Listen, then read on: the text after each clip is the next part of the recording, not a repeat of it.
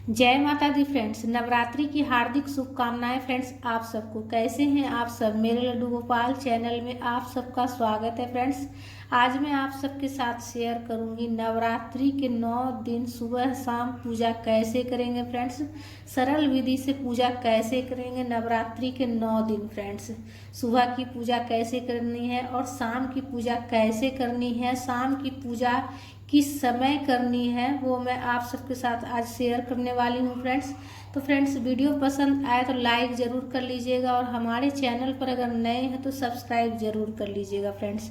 तो देखिए, कलश स्थापन और माता की स्थापना के बाद सुबह में अगले दिन कैसे पूजा करेंगे। तो देखिए, सबसे पहले जो हम पूजा में जैसे जल भर के रखें लोटा में, तो वो जल जो है ना किसी पेड़ पौधा में डाल दीजिएगा, इधर उधर नहीं फेंकिएगा। मिट्टी का दीपक हो तो उसे चेंज कर लीजिएगा और धातु से बना हुआ दीपक हो तो उसे अच्छे से साफ कर लेना है।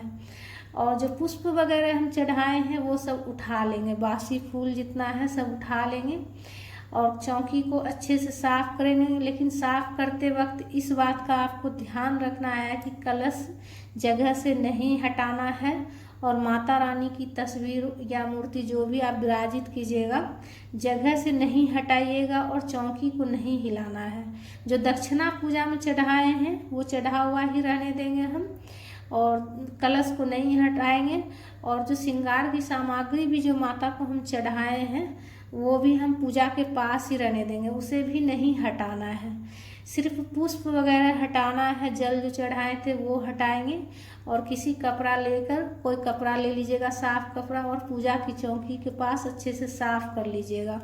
पूजा के चौकी के पास में नीचे फर्श पर भी साफ कर लीजिएगा और पूजा की चौकी को भी साफ कर लीजिएगा। साफ करने के बाद पूजा का बर्तन वगैरह मंजने के बाद आप पूजा शुरू कर लीजिएगा। तो सबसे पहले दीपक प्रज्वलित कर लीजिएगा पूजा में फ्रेंड्स।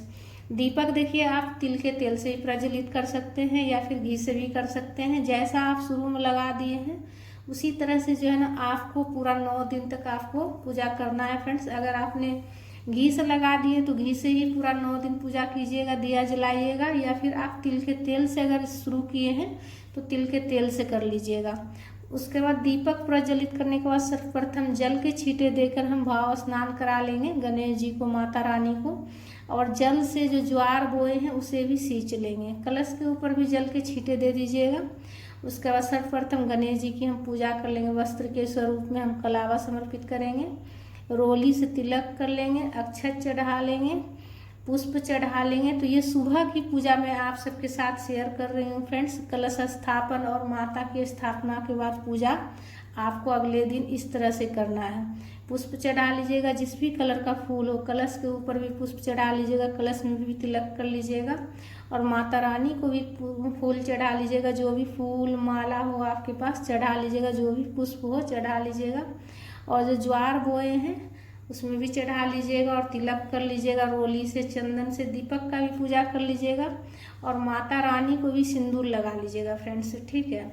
तो बिल्कुल सरल विधि से मैं आप सबके साथ शेयर कर रही हूँ फ्रेंड्स। माता रानी को सिंदूर लगाने के बाद जब भी सुहागने अगर माता रानी को सिंदूर लगाए तो अपनी मांग में जरूर लगाएं। उसके बाद सबसे पहले हम सर्वप्रथम जल का भोग लगा लेंगे और जो भी फल फ्रूट हो या फिर मिश्री बतासा जिसका भी आप भोग लगाना चाहते हैं उसका भोग लगा लीजिएगा। उसके बाद धूप प्रज्वलित करके सबसे पहले धूप दिखा लेंगे हम।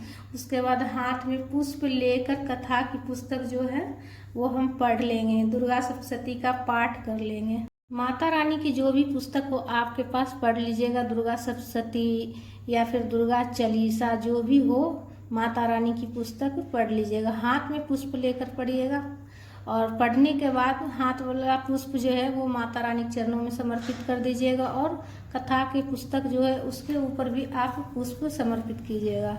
उसके बाद देखिए, कपूर से आरती कर लेंगे। प्रेम पूर्वक माता रानी की आरती गाते हुए कपूर से आरती कर लेंगे।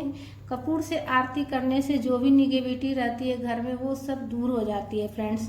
तो इसीलिए से कपूर से आरती जरूर कीजिएगा फ्रेंड्स। माता रानी की प्रेम पूर्वक आरती कर लीजिएगा। आरती करने के बाद सीधे हाथ में जल लेकर आचमनी करना है। आचमनी करने के बाद ही पूजा पूर्ण होती है फ्रेंड्स। सीधे हाथ में जल लेकर हाथ को 3 बार घुमाते हुए आचमनी कर लीजिएगा। आचमनी करने के बाद पूजा पूर्ण होती है।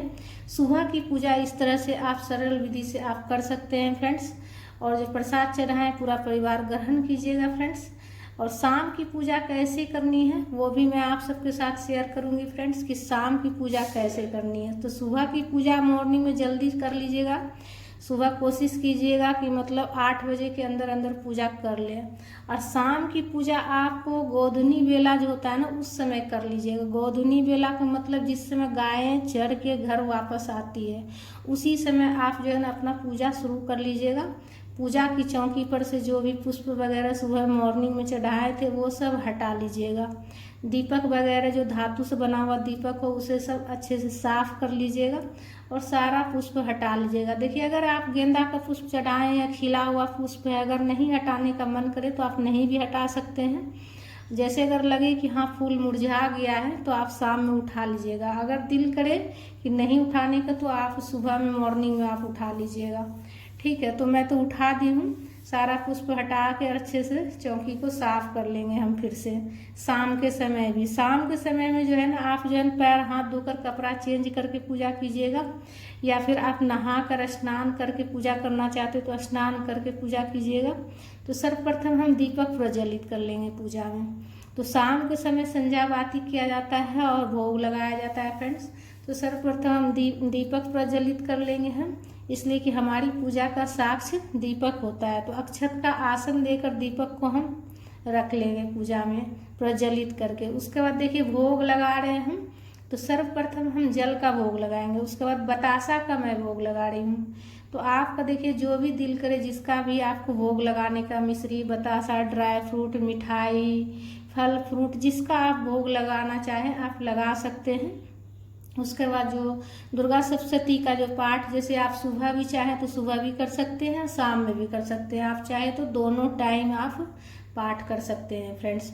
तो हाथ में पुष्प लेकर पढ़ना है। अगर पुष्प नहीं हो शाम के समय तो आप हाथ में अक्षत भी लेकर पढ़ सकते हैं फ्रेंड्स। ठीक है, खाली हाथ जो है ना कथा नहीं पढ़नी चाहिए। तो हाथ में अगर पुष्प नहीं हो तो आप अक्षत ले लीजिएगा। उसके बाद भोग लगाने के बाद जो है ना माता रानी की आरती कर लेंगे। तो शाम की पूजा इस तरह से करना है फ्रेंड्स। ठीक है, बिल्कुल सरल विधि से इस तरह से आप कर लीजिएगा। शाम के समय बिल्कुल सरल विधि से रहता है, पुष्प वगैरह हटाकर बस भोग लगाना है माता रानी को और आरती करना है। कथा की पुस्तक पढ़ लीजिएगा, आरती कर लीजिएगा प्रेम पूर्वक। माता रानी की आरती गाते हुए आरती कर लीजिएगा।